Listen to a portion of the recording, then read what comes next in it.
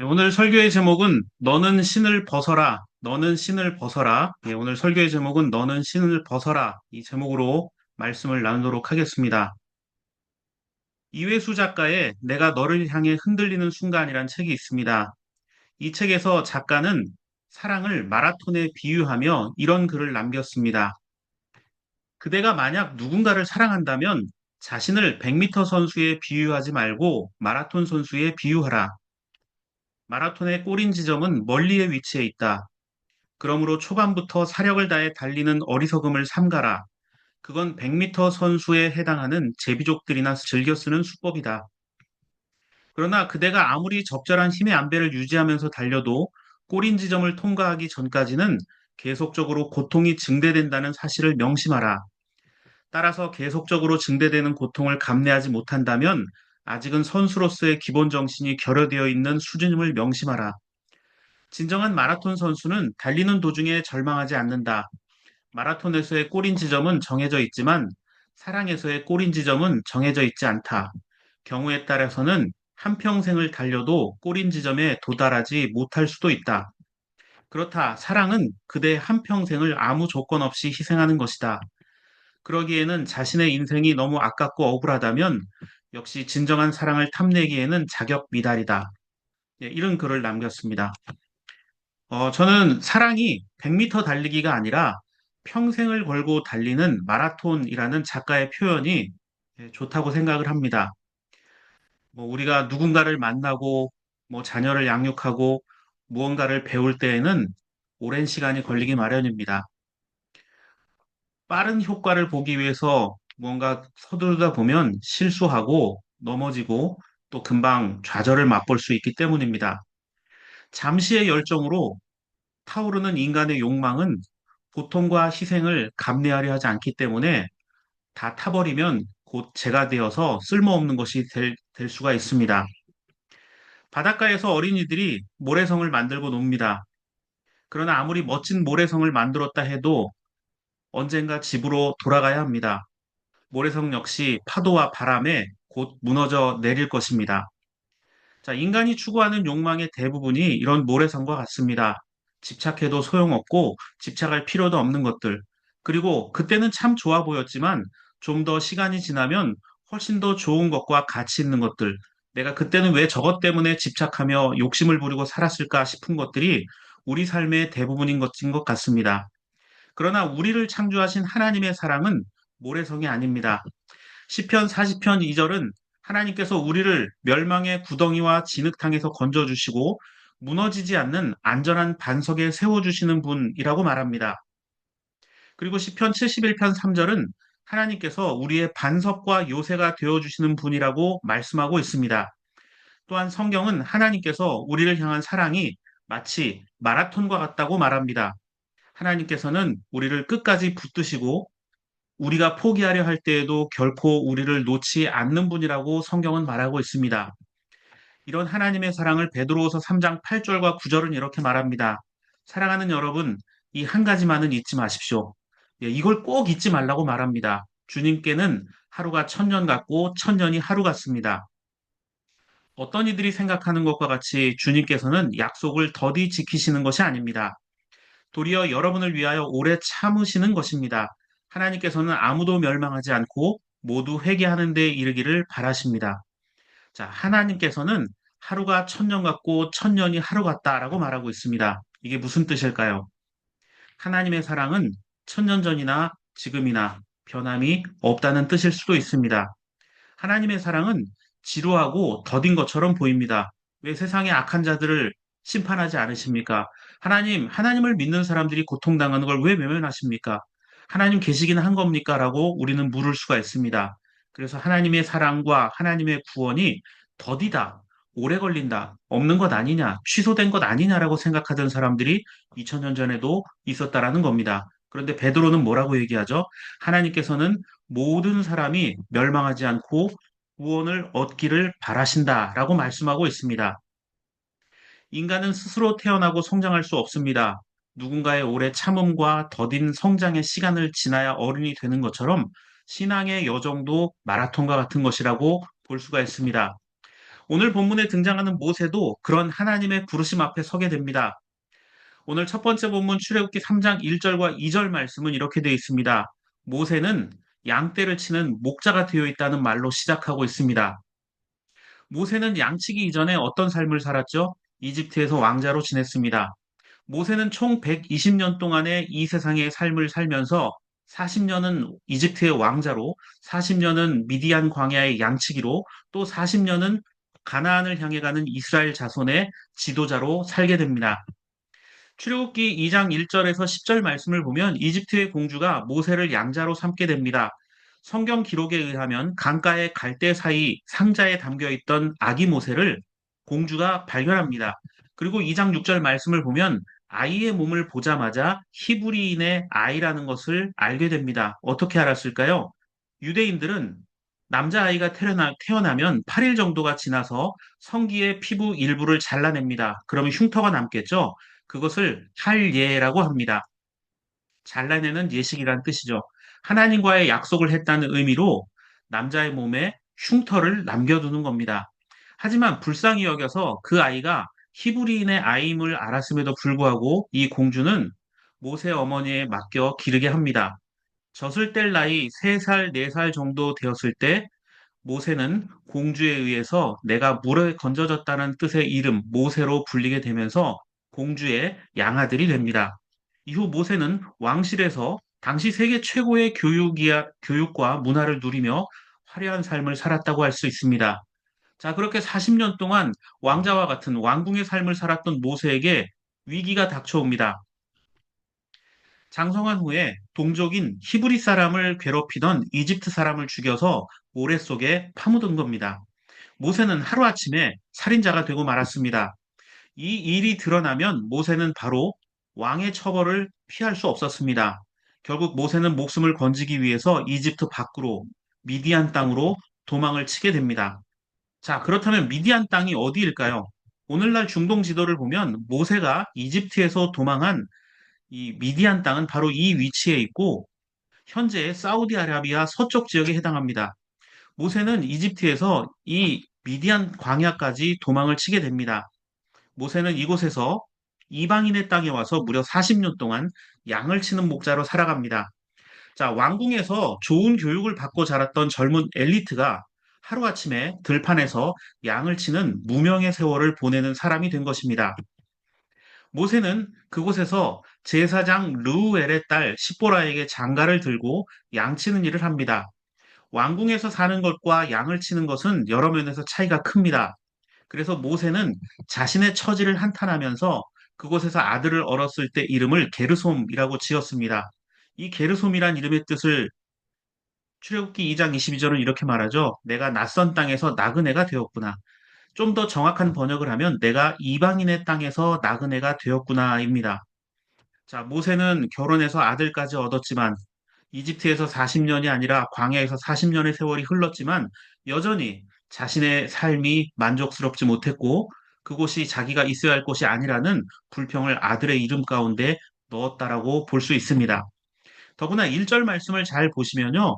모세의 양떼라고 하지 않고 장인 이드로의 양떼를 치는 목자가 되었다 이렇게 말합니다. 자신의 재산도 없는 남의 양을 돌보며 사는 것입니다. 한마디로 모세는 마음에 들지 않는 곳에서 마음에 들지 않는 사람들과 전혀 자신이 예상하지 못했던 일을 하며 세월을 호송하고 있었습니다. 그런데 나중에 이러한 일들이 모세에게는 정말 중요한 지도자 수련 과정이었다는 것을 알게 됩니다. 이스라엘 사람들이 광야를 탈출해서 살게 되었을 때 모세는 40년 동안 광야에서 양을 치며 살았던 그 경험이 지도자로서의 어떤 역량을 드러내는데 큰 역할을 하게 됩니다. 하지만 이때까지만 해도 모세는 잘 몰랐습니다. 그저 남의 양이나 돌보는 처지로 그렇게 속절없이 세월을 보낼 때 오늘 본문은 양떼를 치는 목자가 되었다라는 말로 표현하고 있습니다. 그런데 2절 말씀을 보면 놀라운 장면이 벌어집니다. 떨기에 불이 붙었는데도 그 떨기가 타서 없어지지 않았습니다. 여기서 말하는 떨기는 일종의 가시덤불 같은 것입니다. 흔히 중동에 가면 볼 수 있는 광야에 이런 떨기 나무들이 있는데요. 히브리어로 스네라고 말합니다. 우리말로 이 떨기라는 뜻은 줄기가 수복하게 자라서 마치 이발을 하지 않은 사람의 머리처럼 된 것을 말합니다. 이런 나무 형태도 있고 또 얕은 어떤 정원수처럼 된 것도 있고 그냥 광야를 굴러다니는 가시덤불들이 될 수도 있습니다. 건조한 광야 지역에 사는 키 작은 가시덤불, 대략 1.5m 내외로 성장한다고 합니다. 이 떨기나무는 살아남기 위해서 잎을 웅크리고 웅크려서 그 잎을 가시로 만들었습니다.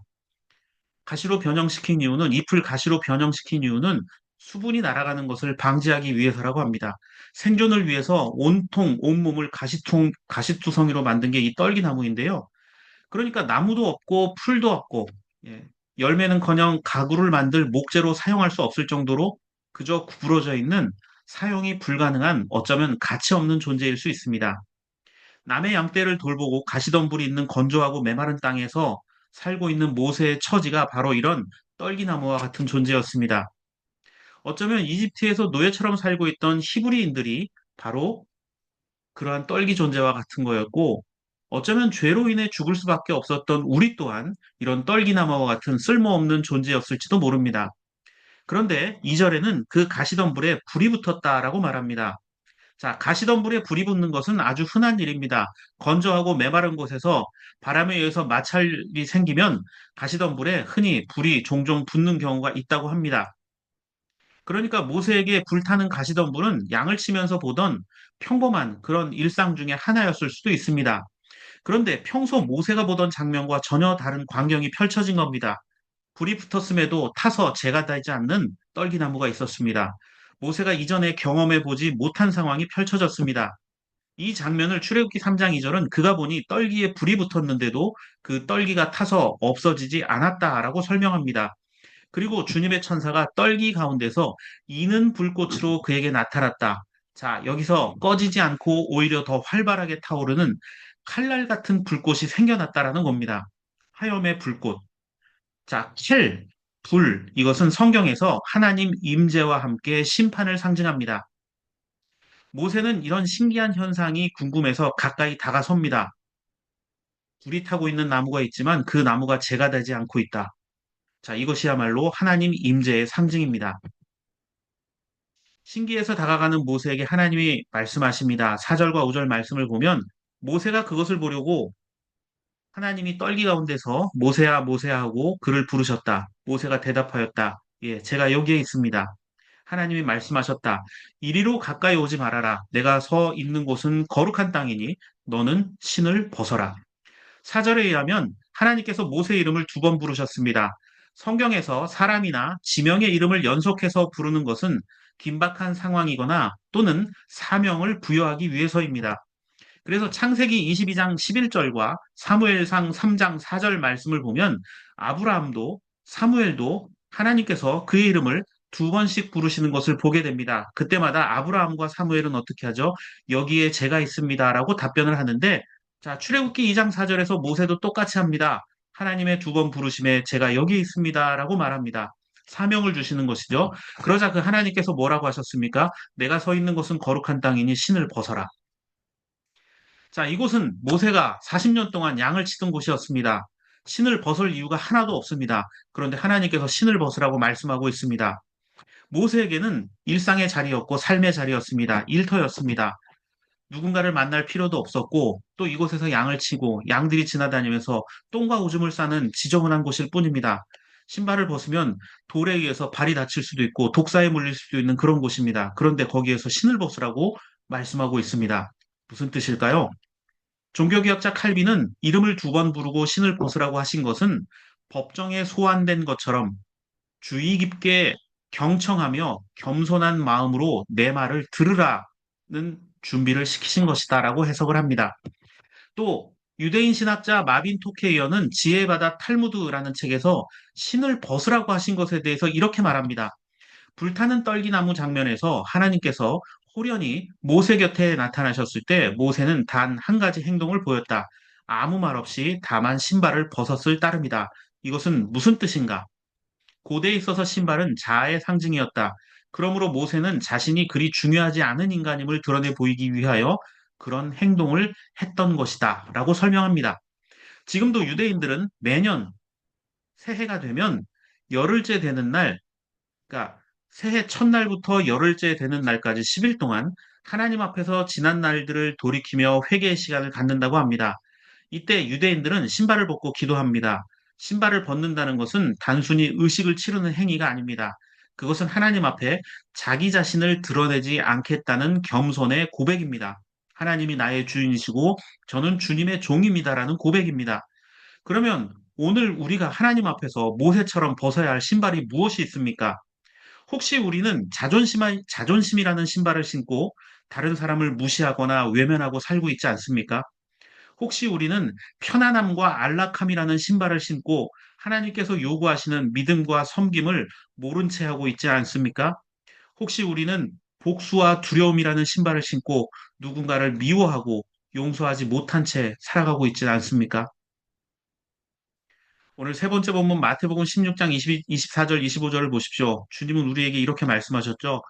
누구든지 나를 따라오려거든 자기를 부인하고 제 십자가를 지고 나를 따라오너라.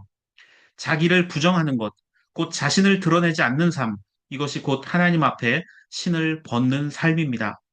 우리가 벗어야 할 신발들을 내려놓을 때 비로소 하나님의 거룩하신 부르심 앞에 설 수가 있습니다. 자, 자기를 부인하고 할 때 이 부인이란 말은 아팔레오마이라는 헬라어 단어를 쓰는데요. 포기하고 무시하고 거절하는 것을 뜻합니다. 나를 포기하고 나를 무시하고 내 욕심을 거절하라는 것입니다. 그래서 공동 번역은 자기를 버리라고 했고 킹제임스 성경과 새번역 성경은 거절한다는 뜻의 deni라는 단어를 사용했습니다. 자기를 부인하라는 말은 하나님과 이웃 앞에서 내가 어떤 사람인지, 내가 어떤 업적을 쌓아왔는지, 내가 얼마나 대단한 일을 하고 있는지 자랑하지 말라는 겁니다. 우리가 붙들고 자랑해야 할 것은 무엇입니까? 나의 높아진 명예와 나의 소유한 소유들이 아니라 예수 그리스도 한 분밖에 없습니다. 예수님은 어떤 분이셨습니까? 예수님은 자신의 모든 것들을 내려놓고 도리어 하나님과 본체셨지만 자기를 비워 종의 모습을 취하셨다고 말씀하고 있지 않습니까? 오늘 두 번째 본문 로마서 12장 9절과 10절을 보십시오. 바울은 이렇게 말합니다. 사랑에 거짓이 없어야 합니다. 예수 믿는 자들의 사랑엔 거짓이 없어야 합니다. 악한 것을 미워하고 선한 것을 굳게 잡으라고 말합니다. 그 선한 것이 무엇입니까? 형제의 사랑으로 서로 다정히 대하고 존경하기를 서로 먼저 하라고 합니다. 바로 나를 사랑하신 예수님이 그렇게 하셨기 때문입니다. 우리가 붙잡아야 할 것은 예수 그리스도의 십자가입니다. 우리가 자랑해야 할 것은 부활하신 예수 그리스도입니다. 그 사랑으로 지금 내 눈앞에 보이는 이들에게 친절과 존경을 베푸는 것, 그것이 바로 선한 것을 굳게 붙잡는 삶이라는 것입니다. 이회수 작가는 사랑을 마라톤이라고 했습니다. 하나님이 우리를 부르실 때도 저는 마찬가지라고 생각합니다. 모세 인생도 마라톤과 같은 인생이었습니다. 하나님은 떨기나무 앞에 선 모세에게 신을 벗으라고 명령하셨습니다. 그 명령은 단지 발에 신고 있는 신을 벗으라는 표현이 아닙니다. 그것은 내 삶의 주인이 누구인지, 네가 믿고 지키려 하는 그 자아와 권리를 내려놓으라는 소명입니다. 그런데 그 소명의 자리가 어디였습니까? 광야였고 양을 치던 순간이었습니다. 일상의 평범한 삶의 순간 모세는 소명을 받았습니다. 여러분이 발로 밟고 서 있는 자리, 매일매일 일상에서 반복하는 그 일들이 하나님의 영광을 위한 것임을 꼭 기억할 수 있기를 바랍니다. 직장에서 일을 하든 가족을 위해 음식을 만들든 또 미래를 위해 여러분들이 학업을 하고 있든 어떤 일을 하고 있든 매일 반복적으로 하고 있는 그 일이 하나님이 함께 하시는 일이라는 사실을 믿고 고백할 수 있기를 바랍니다. 이런저런 일들로 몸과 마음이 지쳐 있는 여러분들에게 주님께서 주시는 참된 위로와 평안은 바로 평범한 내 반복된 삶 속에서 하나님이 함께 하신다는 소망입니다. 모세도 그러한 삶 가운데 하나님의 소명과 부르심을 받고 이스라엘 자손의 지도자가 될 수 있었습니다. 그리고 힘을 낼 수 있었습니다. 용기를 낼 수 있었습니다. 오늘 여러분의 삶 또한 마찬가지라고 생각합니다. 여러분이 벗어야 할 신이 무엇입니까? 여러분 앞에 누워 있는 두려움과 절망이 무엇입니까? 다시 힘을 내서 또 주어지는 날들을 믿음으로 살아갈 수 있는 저와 여러분들의 삶이 되기를 바랍니다.